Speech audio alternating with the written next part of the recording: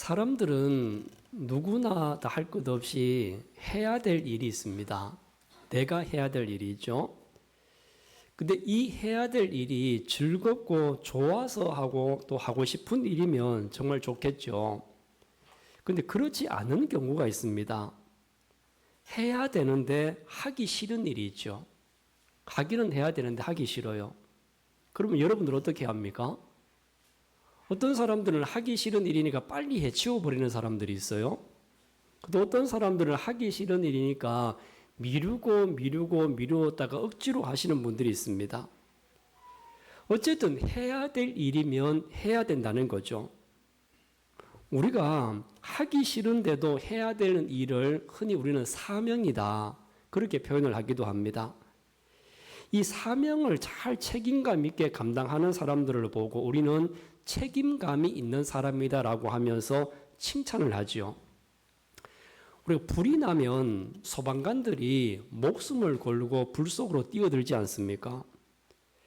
아마 불 속으로 뛰어드는 소방관들 가운데 불이 나서 즐겁다, 불이 나서 기분 좋다, 재밌다, 이런 마음으로 불 속으로 뛰어드는 소방관은 아마 한 명도 없을 겁니다.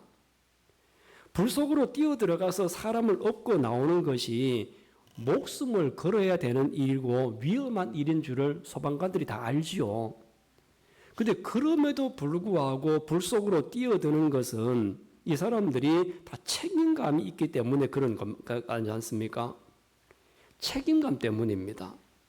그래서 책임감이 강한 직업 중에 하나가 소방관이라고 흔히 이야기를 하는데, 그래서 많은 사람들이 존경하고 좋아하는 이 소방관들이 자기들에게 주어진 책임감을 가지고 책임을 다하기 때문에 존경을 받고 사랑을 받는 거겠죠.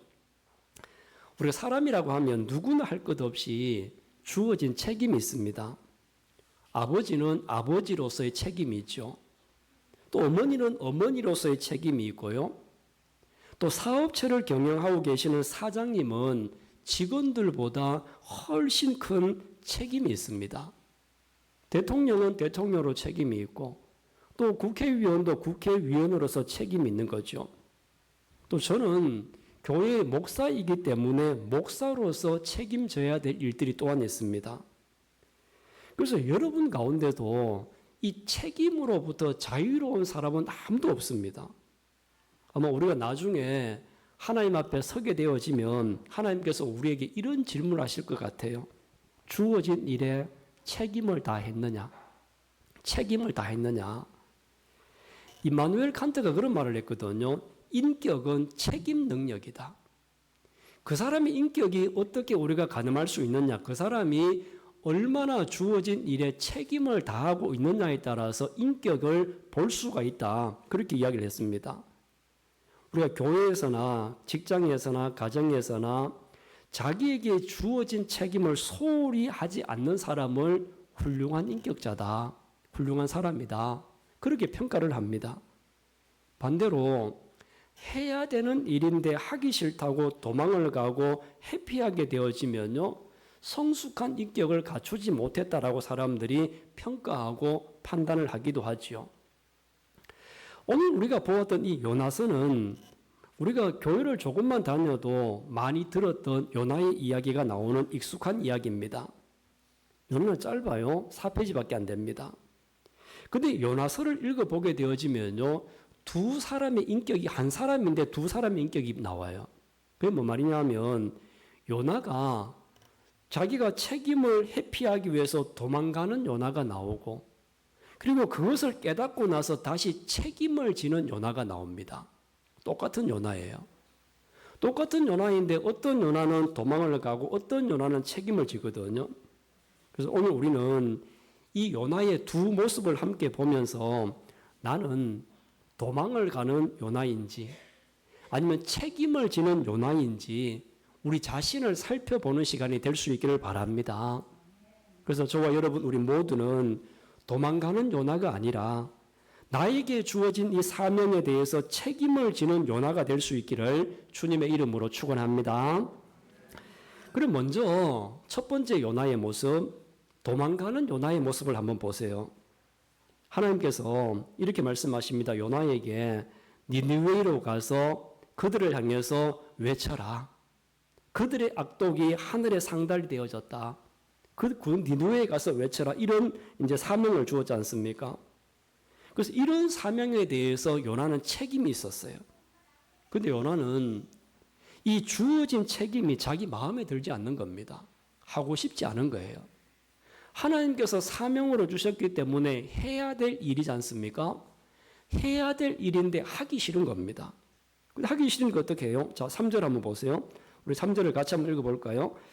그러나 요나가 여호와의 얼굴을 피하려고 일어나 다시스로 도망하려 하여 욥바로 내려갔더니 마침내 다시스로 가는 배를 만난지라. 여호와의 얼굴을 피하여 그들과 함께 다시스로 가려고 뱃삭을 주고 배에 올랐더라. 자, 해야 될 일이 있었습니다. 니느웨이로 가는 거죠. 근데 그 책임을 회피하기 위해서 하나님의 얼굴을 피해서 도망을 가고 있습니다. 그런데 이렇게 도망을 가고 있는 요나를 보면요, 이렇게 책임을 피해서 도망을 가니까 요나에게 어떤 일이 일어났습니까? 어떤 일이 일어났냐면, 자, 4절 한번 보세요. 4절, 여호와께서 큰 바람을 바다 위에 내리심에 바다 가운데 큰 폭풍이 일어나 배가 거의 깨지게 된지라. 자, 요나는 자기가 하기 싫으니까 이거 안 해도 되는 곳으로 도망을 가려고 했어요. 좀 편해지려고, 좀 더 쉬운 길을 선택하기 위해서 편해지려고 도망을 갔는데 오히려 도망가는 그 길에 더 큰 난간에 부딪히게 되어집니다. 타고 가던 배가 큰 풍랑을 만났어요. 배가 뒤집혀지기 일보 직전입니다. 그러다 보니까 요나와 함께 탔던 많은 사람들은요, 이유도 몰라요. 자기들이 왜 갑자기 이런 고난을 당하는지, 자기에게 왜 이런 풍랑이 찾아왔는지 요나와 함께 타고 있었던 많은 사람들은 이유도 모른 채 이런 큰 고통을 당하고 있는 겁니다. 요나 자신은 내가 회피하고 도망가면 편하고 좋을 줄 알았는데 자기가 도망을 가니까 자기 주위에 있는 많은 사람들에게 큰 피해를 주고 있습니다.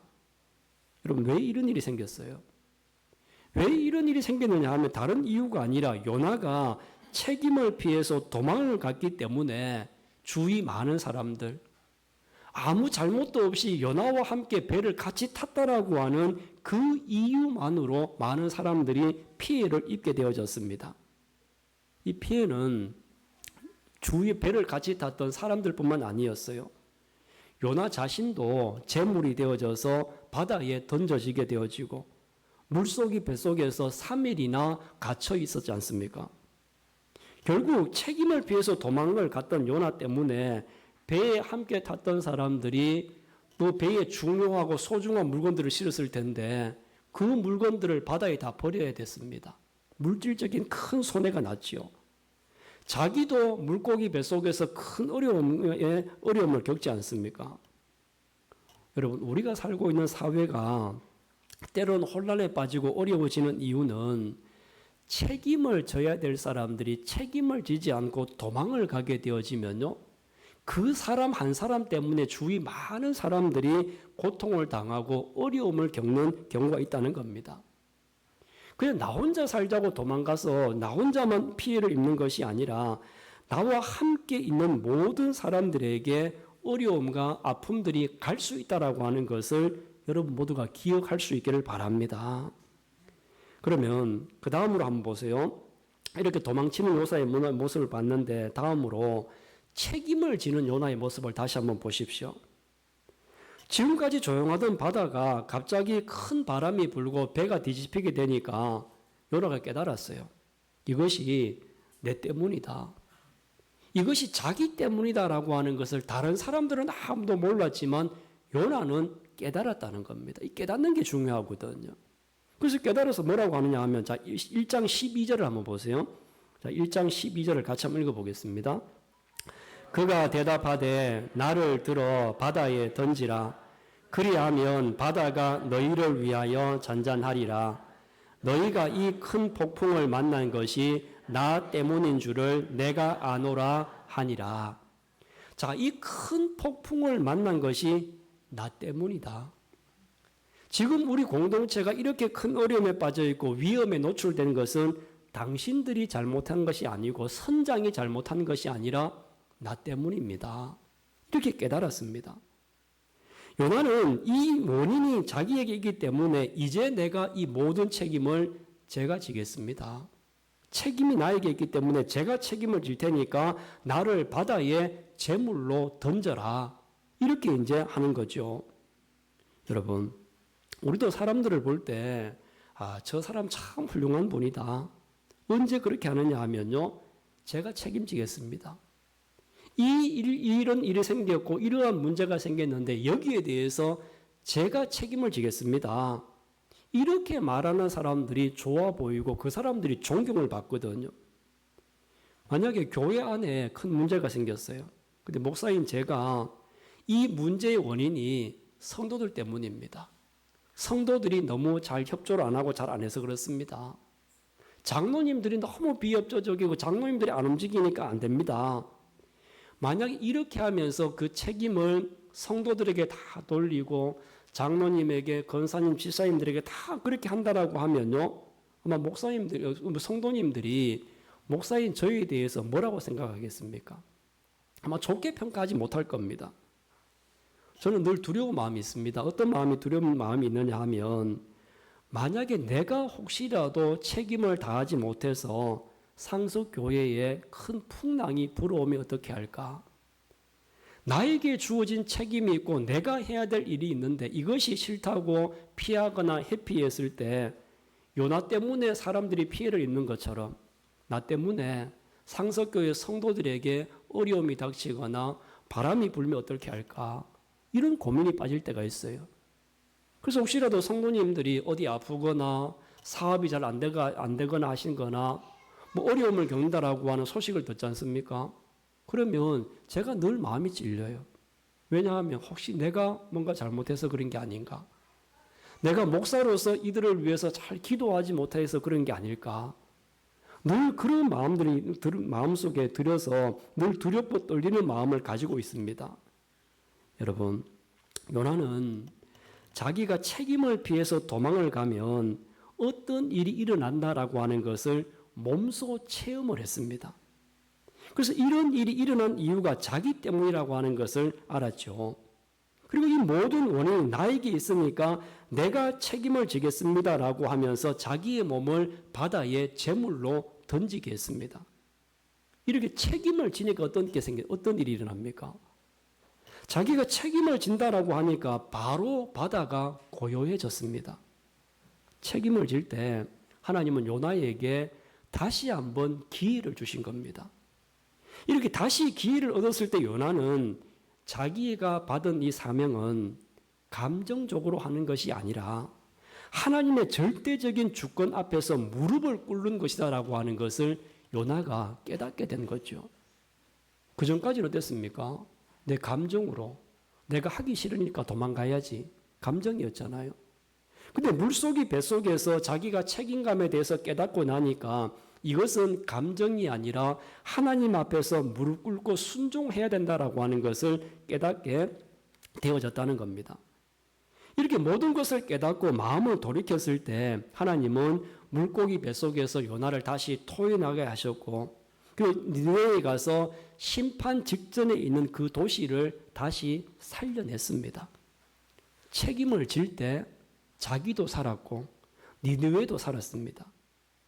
여러분, 우리에게도 작든 크든 주어진 책임이 있지 않습니까? 그 주어진 책임을 회피하고 도망을 가게 되어지면 나뿐만 아니라 다른 사람에게까지 피해를 줍니다. 그러나 주어진 일에 책임을 다할 때 하나님은 길을 열어주시고 갈 길을 인도해 주실 줄로 믿으시기를 바랍니다. 사랑하는 성도 여러분, 저와 여러분들은 하나님으로부터 받은 일들이 있습니다. 흔히 사명이라고 하죠. 이것이 때로는 내가 원해서 받은 것이 아니기 때문에 싫을 수도 있습니다. 회피하고 싶을 때도 있습니다. 여러분, 예수님을 한번 생각해 보십시오. 인류 구원을 위해서 사명을 감당하시기 위해서 예수님이 어떻게 하셨습니까? 십자가에 순종하셨습니다. 그 전에 겟세마네 언덕에 올라가셔가지고 기도하실 때에는요, 이 잔을 할 수만 있으면 피해가게 해달라고 기도했지 않습니까? 그 기도의 내용을 보게 되어지면 요나의 마음과 비슷해요. 이왕이면 내가 하고 싶지 않으니까 좀 피해갈 수 있다 해달라고 기도를 하셨지만, 그렇지만 예수님은 자기의 감정대로 하신 것이 아니라 하나님의 말씀과 하나님의 사명에 순종하여서 자기의 몸을 십자가에 달으셨습니다. 그래서 저와 여러분들은 힘들고 고통스러웠던 그 십자가를 예수님이 지심으로 인하여서 우리는 구원받고 이 자리에 있게 된 줄로 믿으시기를 바랍니다. 예수님이 책임을 다하셨기 때문에 저와 여러분들이 구원받은 겁니다. 그래서 구원을 받은 저희들은 책임질 수 있는 힘을 이미 여러분들은 공급을 받은 겁니다. 우리가 할 수 없어서 안 하는 것이 아니라는 거죠. 여러분, 하나님께서 주신 일을 할까 말까 나의 감정으로 결정하는 것이 아닙니다. 하기 싫어도 책임져야 될 일은 하나님께서 주신 사명으로 믿으시기를 바랍니다.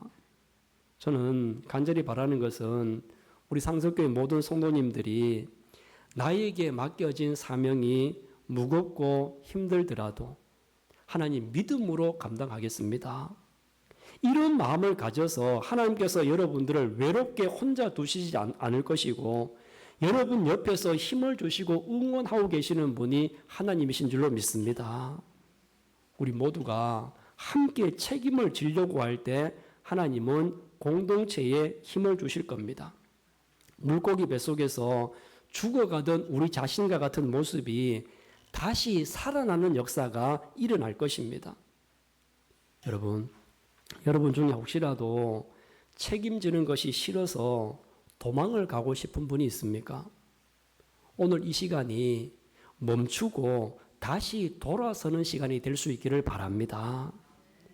하기는 싫지만 그럼에도 불구하고 하나님이 주신 일이니까 힘들어도 책임지고 감당하면서 걸어가고 있는 분들이 있습니까?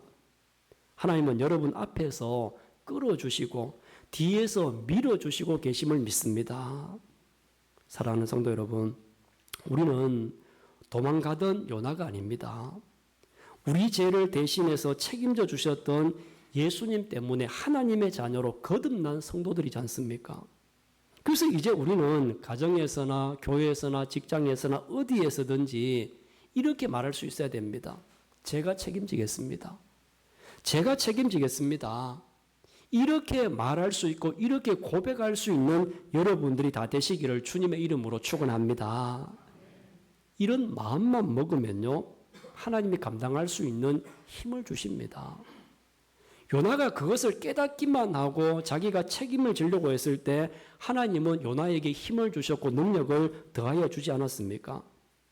책임지는 한 사람을 통하여서 하나님은 그 사람뿐만 아니라 그 사람이 속해져 있는 가정과 교회와 직장과 사회를 하나님이 살리실 겁니다. 하나님은 그런 사람들을 통해서요, 우리 상속교를 세워오셨어요. 또 그런 사람들을 통해서 하나님의 나라를 만들어 가셨습니다. 이제 우리 모두는 도망을 가는 요나가 아니라 책임지는 요나가 되어져서 나 자신과 내가 속해져 있는 공동체, 가정, 교회, 사업장, 직장 모든 공동체를 살려내는 하나님의 일꾼이 되셔서 좀 더 좋은 사회, 좀 더 살기 좋은 세상을 만들어가는 여러분 모두가 되시기를 주님의 이름으로 축원합니다.